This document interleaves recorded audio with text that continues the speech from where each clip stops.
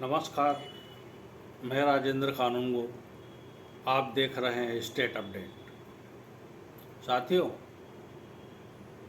वर्तमान राजनीतिक परिस्थितियों को यदि हम देखें तो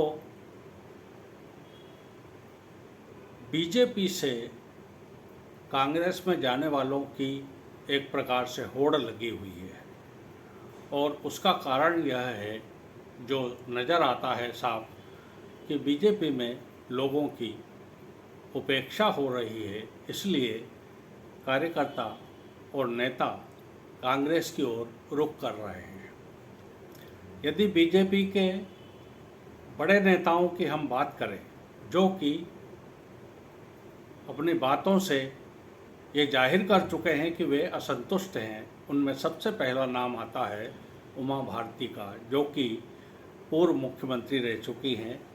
उन्होंने जन आशीर्वाद यात्रा में उनको निमंत्रण नहीं दिए जाने के कारण नाराजगी व्यक्त की। इसी के साथ यदि हम देखें तो दूसरा बड़ा नाम सामने आता है, वो है रघुनंदन शर्मा जी, जो संगठन में बहुत पिछले कई अरसे से काम कर रहे हैं, जिनको रघु जी के नाम से जाना जाता है। वो भी नाराज हैं क्योंकि उन्हें भी जन आशीर्वाद यात्रा में सम्मिलित होने का कोई निमंत्रण प्राप्त नहीं हुआ।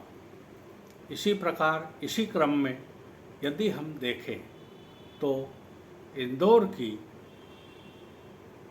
लोकसभा की पूर्व अध्यक्ष सुमित्रा नंदन, जो कि ताई के नाम से जानी जाती हैं, उनका भी रुख बहुत पॉजिटिव नहीं है। उन्होंने भी इस चीज़ से नाराज़गी दर्शाई है कि जन आशीर्वाद यात्रा में उनको तवज्जो नहीं दी गई, न किसी प्रकार का निमंत्रण दिया गया। ताई के बाद यदि हम बात करें तो इंदौर के ही पूर्व सांसद कृष्ण मुरारी मोघे, उन्होंने भी एक इंटरव्यू में कहा है कि उन्हें भी जन आशीर्वाद यात्रा का कोई निमंत्रण नहीं मिला। ये चार बड़े नेता जो बीजेपी के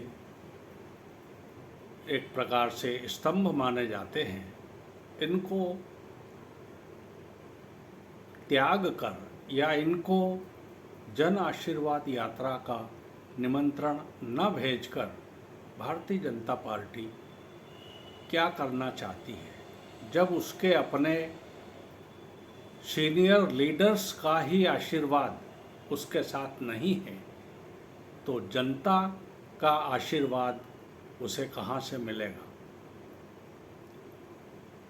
पता नहीं यह सोच भारतीय जनता पार्टी के संगठन में कहाँ से आया है कि वरिष्ठ नेताओं की वह उपेक्षा कर रही है। वैसे भी राजनीतिक समीकरण इस समय बदले हुए हैं। भाजपा गुटों में बटी हुई है। शिवराज जी का अपना गुट है,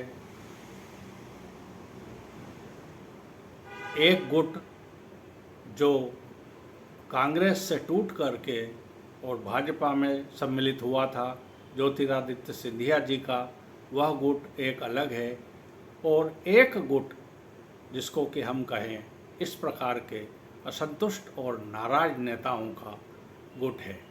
तो इस प्रकार से गुटों में बीजेपी बटी हुई है और यह चुनाव 2023 का उसके लिए बड़ा प्रतिष्ठा का चुनाव है। इसमें देश के प्रधानमंत्री कई बार मध्य प्रदेश आकर प्रचार कर चुके हैं, कई लोकार्पण और भूमि पूजन उन्होंने किए हैं। इसी प्रकार यदि हम देखें तो प्रदेश के और नेता भी पूरी तरह सक्रिय हैं। देश के गृह मंत्री अमित शाह जी भी मध्य प्रदेश में अनेक बार आ चुके हैं, कई सभाओं को संबोधित कर चुके हैं। कहना का तात्पर्य यह है कि इन सब की प्रतिष्ठा दांव पर लगी हुई है। ऐसे में इन वरिष्ठ नेताओं की अनदेखी करना बीजेपी को कहीं भारी न पड़ जाए,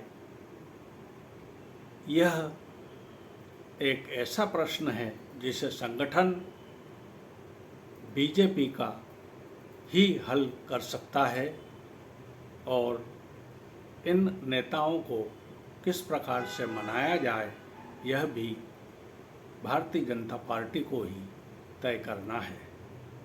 अगर वह ऐसा नहीं कर सकी तो हो सकता है कि चुनावों के नतीजों में कुछ हेरफेर हो। साथियों, इसी के साथ मैं अपना वक्तव्य समाप्त करता हूँ और यदि आपको यह अच्छा लगा हो तो कृपया इस वीडियो को लाइक करें, शेयर करें, सब्सक्राइब करें और यदि आपके मन में कोई प्रश्न है तो कृपया वह हमें सूचित करें, कमेंट बॉक्स में लिखें। यही आपसे विनती है। मुझे दें आज्ञा। नमस्कार।